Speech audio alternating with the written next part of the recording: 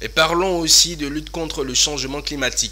Le ministère de l'Environnement, du Développement durable et de la Transition écologique a initié un atelier rentrant dans le cadre de la lutte contre le changement climatique. Cet atelier a pour but d'évaluer les CDN 2.0 afin d'identifier les écarts entre les prévisions et les résultats obtenus et définir les hypothèses et paramètres clés pour la révision de la CDN 3.0 en intégrant les stratégies sectorielles actualisées et les avancées technologiques. Notre reporter Philippe Zabo a pris part à l'ouverture de cet atelier.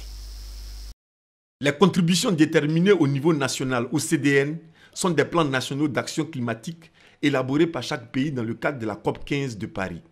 Selon les accords de Paris, les CDN doivent être revisités chaque 5 ans pour analyse et évaluation. Après le CDN 2.0, la Côte d'Ivoire s'apprête à lancer le CDN 3.0 pour la période 2026-2030. Des CDN qui doivent intégrer de nouveaux paramètres.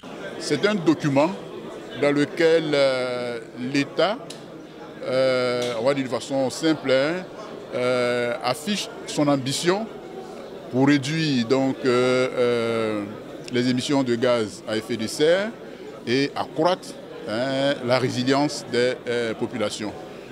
Nous sommes à la 3e version de ce document. Dans la première version, nous avons défini une ambition de 28,45%, ce que nous devons faire pour réduire nos émissions. Dans la deuxième version, nous avons revu à la hausse notre ambition. On l'a portée à 30,41%. Donc dans cette 3e version des CDN, nous allons faire un peu plus d'efforts encore.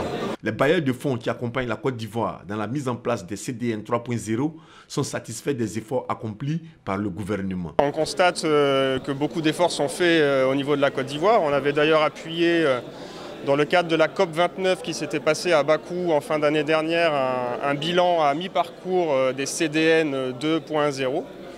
Et on note un grand nombre de grands chantiers ou de grands projets qui sont en cours dans le secteur. De manière globale, on appuie tous les secteurs.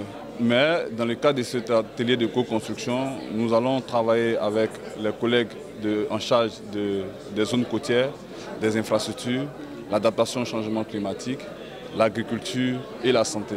Cet atelier s'étendra sur 5 jours. Ces résolutions sont attendues par le gouvernement ivoirien.